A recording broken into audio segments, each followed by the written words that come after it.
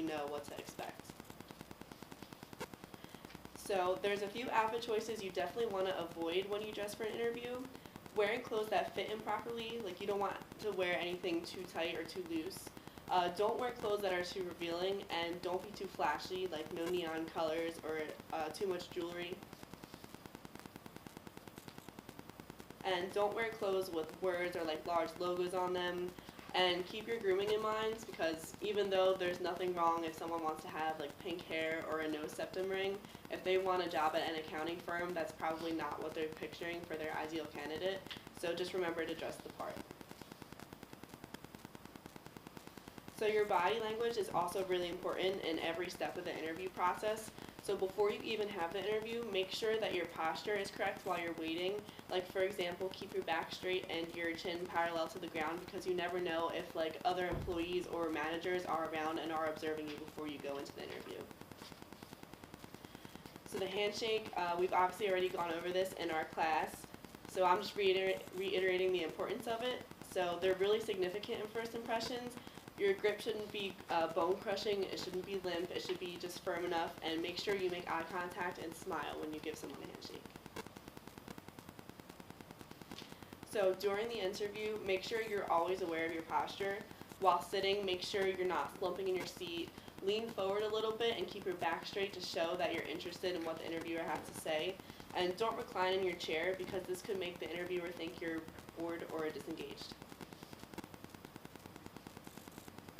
Avoid crossing your arms or placing items in your lap.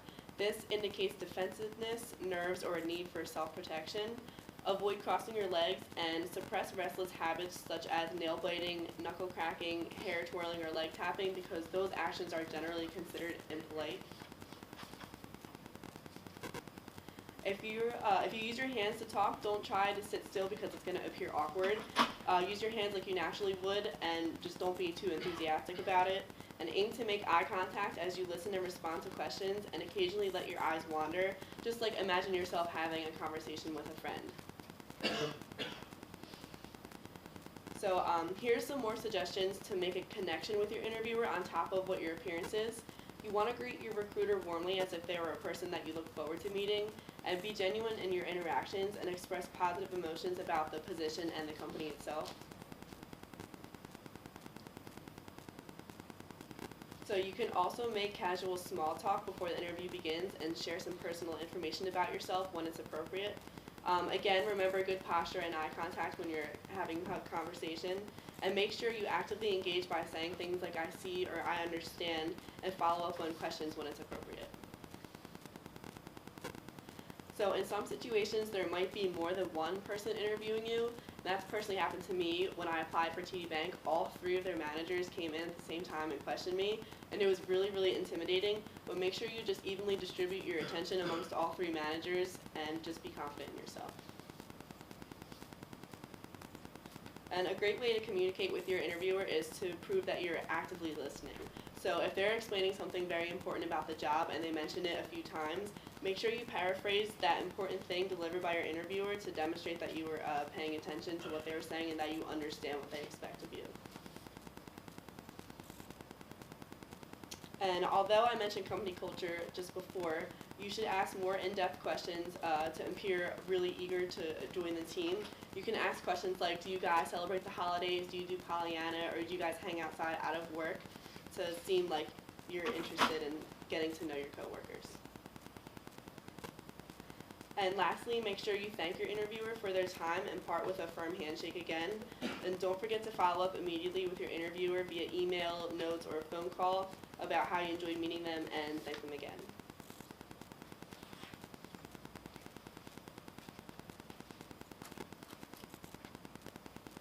So just to recap everything, dress to impress and be on your best behavior, and make a connection with your employer, and you're bound to leave a good impression when you leave the interview. And now,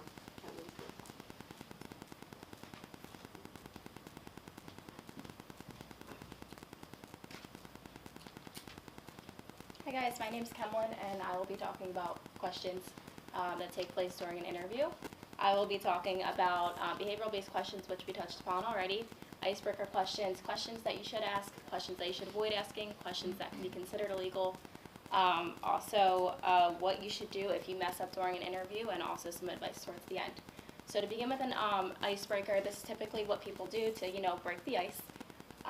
This is generally the question, tell me about yourself. They already have your resume, they already have your cover letter. They don't need to know if you were born in Philadelphia or Boston. They want to know the basics. They want to know, consider about 2 to 3 attributes about yourself, and specifically talk about work-related accomplishments and how you can benefit the company.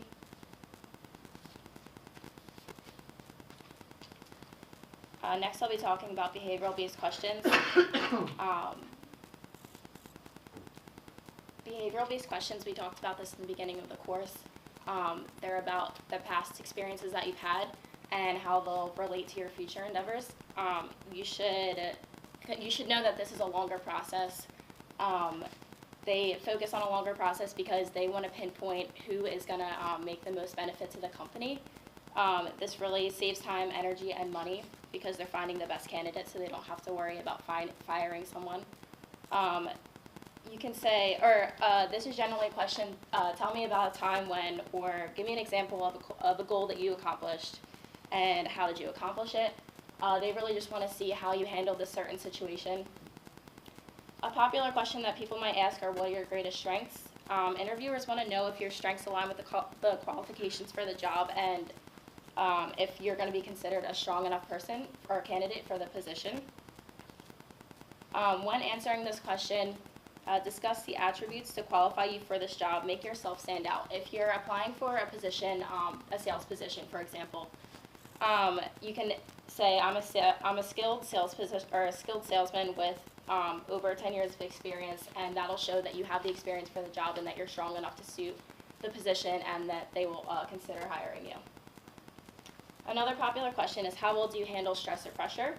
Don't say that you get stressed. Everyone gets stressed, let's face it. They want to know when you get stressed, how you handle it, and how it affects you. Definitely be specific when answering this.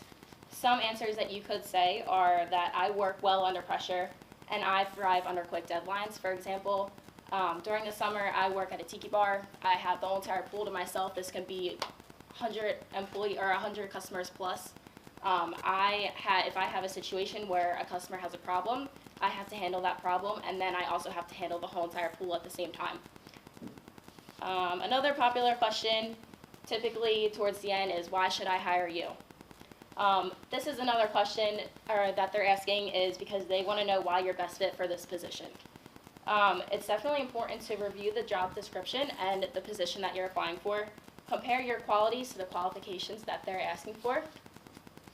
An answer that you can say is that your company provides many services that I have experience with. Be specific. I believe my familiarity would make me a great fit. Just make a pitch and sell yourself. That's all they're looking for. Lastly, they're going to ask, do you have any questions for us? This was touched upon before. They really want to know, have you been listening? This also shows that you're able to engage in conversation and that you're going to touch upon any untouched subjects that haven't been spoken about. A question that you can ask them is, what do you like most about working here, or what drew you to work for the company?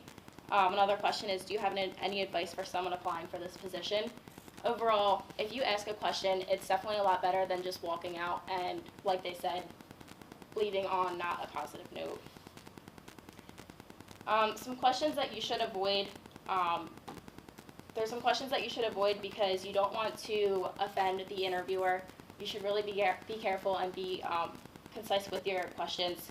This could affect your interview. If you just had a great interview and you say a silly question that you should save for later possibly, this can completely affect the outcome and the interviewer's decision.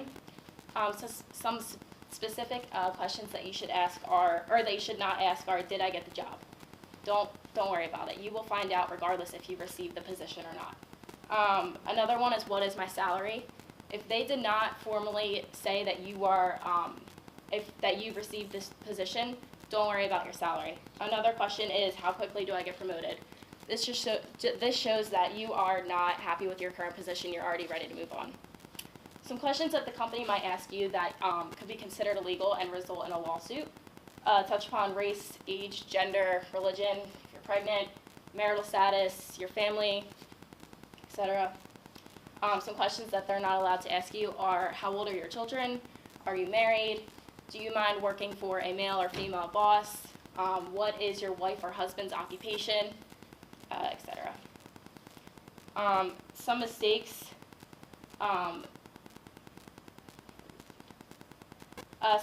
I mean, everyone has mistakes, regardless if it's you accidentally touch someone's boob or, you know, you messed up in a question, whatever it may be. This shows that, I mean, if you're lacking self-confidence, you should always leave the interview on a positive note. From Catherine Brooks, University of Texas, bad interviews can be discouraging and even cause feelings of inadequacy, shame, frustration, or even depression. First, reflect and learn from the situation.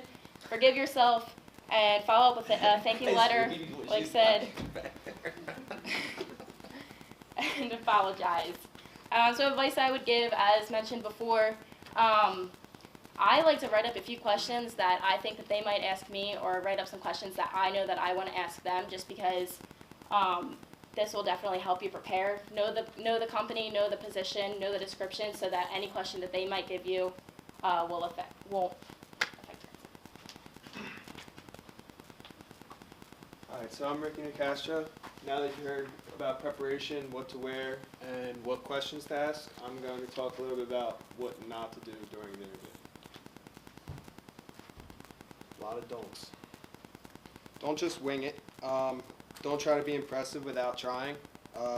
Preparation, like John said, is key for an interview. Don't just assume that just because you got an invitation for a job interview that the job's in the bag. That'll just distract you from being prepared, and it'll cause you to freeze up or over-dominate the interview. Second is, don't be late. I repeat, do not be late. Horrible first impression. It's very you're already making a disappointment before you even start the interview. If you're going to be late to the first interview, how's the manager going to expect you not be late to work? It's just an automatic disappointment, and no matter how good you did in the interview, it's already taken accounted for. Don't dress inappropriately. If you're unsure of how to dress, formal versus business casual, aim for clothing that is a bit more formal to be safe. Do not wear flip-flops, sneakers, shorts, jeans, short skirts, pants that are too tight, blouses that are low cut, showing belly or cleavage, bright colors. Bottom line, just don't be sloppy. During the interview, don't eat or drink during the interview. I know that there are lunch interviews, but just be respectful, have some common sense. Also, do not chew gum. It looks like you don't care. It's annoying chewing sound. It's just not professional. Don't answer any cell phone calls during the interview. Do not open or respond to any text messages during the interview. If you do this, you can pretty much kiss your chances goodbye. Even professors get mad at this. Your phone should be off and stowed away.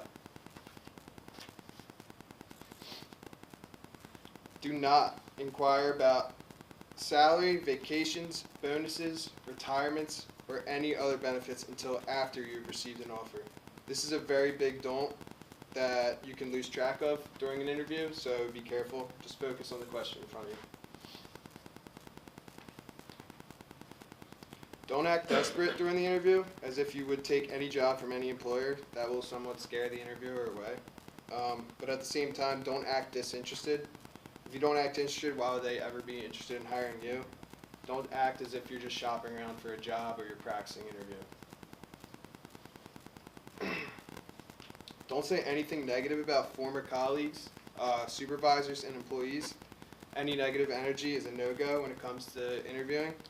An employer does not want to hear any negative information about anyone, especially yourself.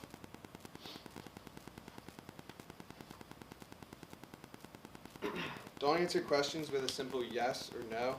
Explain whatever it is whenever possible. Explain things about yourself that showcase your relevant talents, skills, and determination. Give detailed examples of accomplishments. Also, don't be soft-spoken. Speak clearly, project confidence, and preparation.